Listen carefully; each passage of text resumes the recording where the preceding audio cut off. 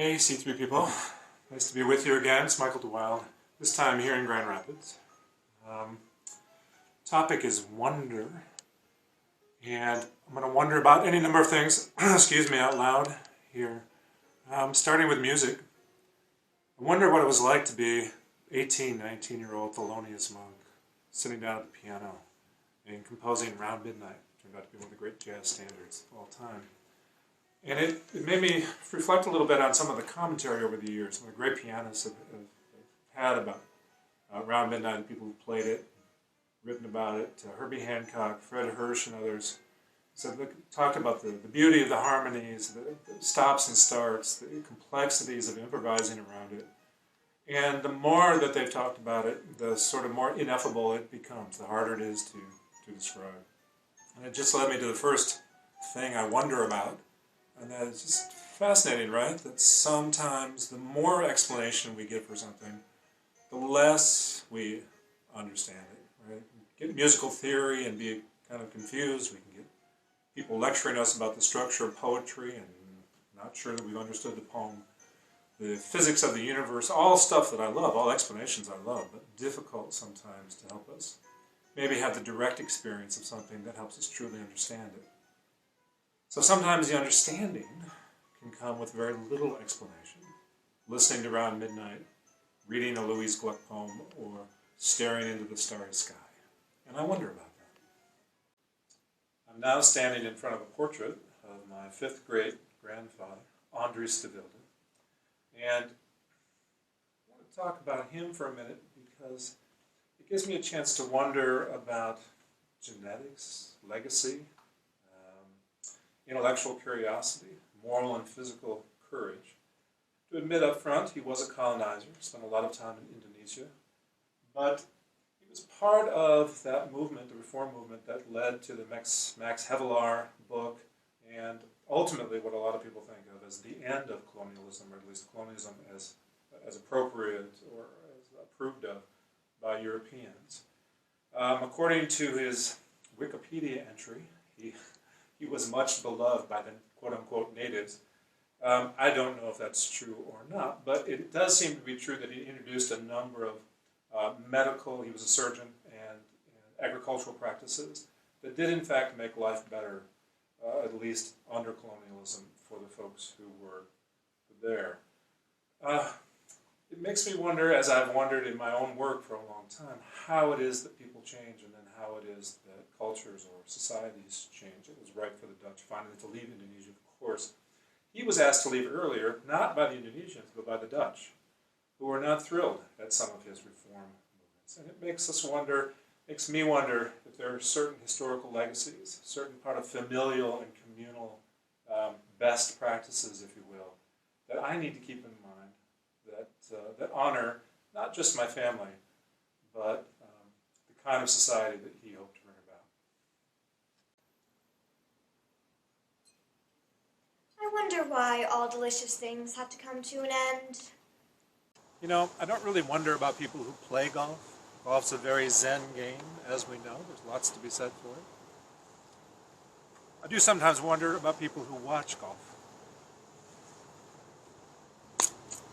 Damn it! Before we were interrupted there, was talking a little bit about how people change, the kinds of reforms that my own family were involved in, and why people change, why people don't change. I'm going to take wonder from the sense of both the political and scientific here for a little bit. In the political realm, progressive, liberal types often wonder. I'm thinking about Adam Gopnik's work on liberalism, the history of liberalism, and talking about sort of the vexing frustration that liberals have with conservatives who don't see the obvious changes that not only need to be made, but would be in their own self-interest, whether those are political, economic, social, that would redound to their benefit. It's so clear to us that that should happen. And I'm reading through his book, and he's referencing back to Disraeli, the great British Prime Minister, who, by all accounts, had liberal intuitions, but was conservative in his politics. And Disraeli saw that what was critical about bringing the working classes, the social classes that were perhaps less well educated into his own orbit, and this has become part of the conservative playbook ever since, was to have a very strong national narrative, very strong national myths, very strong national story, because patriotism trumps, as it were, social self-interest or economic self-interest. And in the book, Gopnik says, this is a lesson liberals and the left perpetually forget and have to be perpetually retaught. That in a progressive country, change is constant, and the question is not whether you should resist change, that's inevitable, but whether that change should be carried out in deference to the manners, the customs and laws, traditions, the grand narrative of the people, or it's according to some abstract and difficult, vague principles. And it's interesting that you do see, I think, historically and in our own time, a kind of resistance to the progressive left or even the progressive center that doesn't take into account that, again, as Gopnik put it, people's own lives oftentimes feel relatively small, even impotent. They want to feel like they're part of something much, much greater, that their lives have had significance outside of whatever they've done or haven't done in terms of their own individual accomplishments, and that the national narrative gives them that, and perhaps no more so than Great Britain, the Netherlands when it was an empire. He talks about DeWilde, and DeWilde understanding that particular impulse as well, and now in this country. So if we wonder sometimes why people don't come around to our particular enlightened points of view, perhaps we would do well to appreciate that they wonder why we're so angry, why we're so upset with the country they love so much.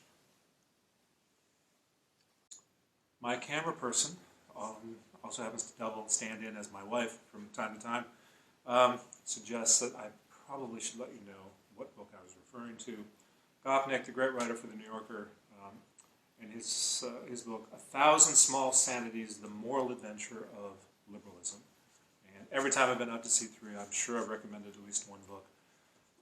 This will be the first, probably, of others to come, but there you go. Let me turn to the scientific now a little bit and make the direct connection between wonder and knowledge, wonder and what the psychologists call the sort of ongoing tension between assimilation on one hand and accommodation on the other, which also helps, I think, go some ways towards answering the question people have about, I wonder why people, again, don't change or change in ways that are mysterious or unfathomable to us.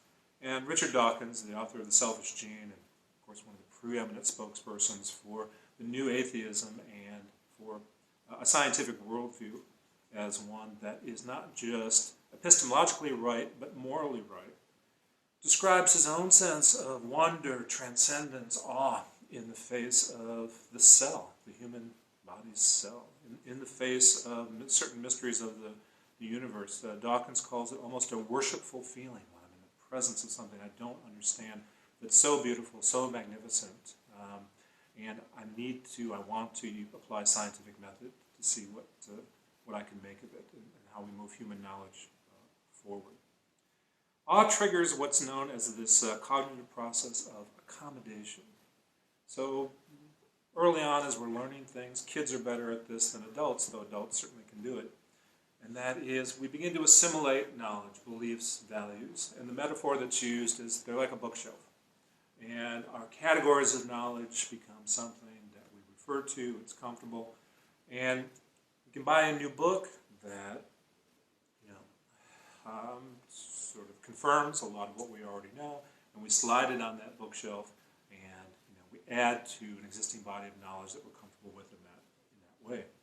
Accommodation, which is in tension with assimilation, is that experience of wonder, dumbfoundedness, transcendent awe, where you don't have an explanation for it, where it challenges everything you thought you knew, where you have to take a step back and think, look, is there a whole different bookshelf I may need to buy in order to begin to figure out and overcome the cognitive dissonance that learning this new thing, this experience of awe or wonder, has engendered in me. And it's from the scientific point of view, it's why scientists sometimes fare a little better than the rest of us as they age, in terms of keeping their minds alive. New questions, new challenges. Dawkins talks about, well into his older age, there are mysteries of the genome, there are mysteries of the cell I still don't understand. I still want to get up every day and figure those out. It's still a wonder to me. And to keep both intellectual and moral humility in the face of that, I can think of no probably better way to spend one's life. But sometimes I wonder if I might not just be wrong about everything. And Jell-O. I wonder about Jell-O. Don't you wonder about Jell-O? Why is it, I wonder, that whenever I spend 3 hours reading, everyone thinks it's the best thing they've ever seen? But when I spend 3 hours watching YouTube on my tablet, everyone starts fearing for my mental health. So I think there's a good argument to be made that everything that's counted as human progress starts with somebody wondering out loud about why we've done it this way, or why haven't we done it that way? What good has that idea done for us, been for us? And when I think about, wrapping this up in terms of the philosophy of wondering, I think about C3 as that home of existentialists, right? The people who have wondered out loud, often, probably, maybe at some cost to themselves, occasionally others, and then wandered and created something new and looked for a new way of relating to people, acting in the world, way of being in the world, that is not bound by history and tradition, even though it respects it, that recontextualizes and recreates. And I expect many of you came from experiences not dissimilar to mine, and that there was a loss, but also something really exciting, and not venturing into what's new. So when I was young, 5 or 6, really, relatively soon after I'd learned to read, my mother sized me up, I think, pretty well. Came home with a book one day, the title of which was How High is Up? I think she just knew out of her 3 children she had one who was probably not going to stop asking those kinds of questions, and we better set him on a path right now of books, of reading. And there is tremendous joy and satisfaction and fulfillment and, of course, richness in having access to literature and the plethora of thoughts, of work that's out there. I can't help but think of Jorge Luis Borges and something I read in college that stuck with me ever since, and goes to the sense of wondering in terms of creating and recreating one's life, and what one has to give up, finally, in order to face the inevitable question, the ultimate question of what one's legacy is and how one has lived and what one leaves behind. It's an essay he wrote on the occasion of his 50th birthday. I'm now 62. I probably read it when I was 21. So there's a couple different perspectives on it now. And he's looking around his library, and he says, there are books in here I'll never pick up again. There are pages I'll never turn again. There are thoughts expressed in these I'll never consider again. Emotions engendered from the writings in these I'll never have again. And he lamented that on one hand, and also expressed gratitude for having had them in the first place, and the way that they helped build who he was and his perspective on life. And we think about the loves we've had, the family we've had, the experiences we've had, the losses, the gains. Are we Sisyphus, rolling that rock up the hill day after day, surmounting our fate with scorn, giving the finger to the gods, creating meaning out of creating new community, new interpretations of what life means, wondering and wandering loudly with our lives? Are we Max von Sydow's knight, playing chess with death on the beach in Bergman's great film? As long as we can keep playing, knowing the game is rigged, knowing that we won't get out of it alive, knowing that we can't win. But as long as we can keep playing, as long as we can keep surmounting our fate through human creativity, human wondering, human loving, there is a richness to that. There is a depth in that. It makes us feel alive as well as keeping us alive. And I think the wondering and the wandering that I think of when I think of jazz, improvisation, when I think of my family, immigrating, traveling all over the entire world to find a place, a home for themselves. When I think of C3, when I think of books, when I think of the wonderful work that's being done that enriches all of our lives, I can't help but not just wonder, but hope out loud. But that spirit of sort of, scorn, that spirit of surmounting our fate through wander, keeps us going. I guess my last question is this. If I hadn't grown up in Detroit in the 1960s, if I hadn't grown up listening to Motown in its heyday, if CKLW weren't right there on my radio next to my bed, would I have any soul at all? Thanks. Have a good day. See you.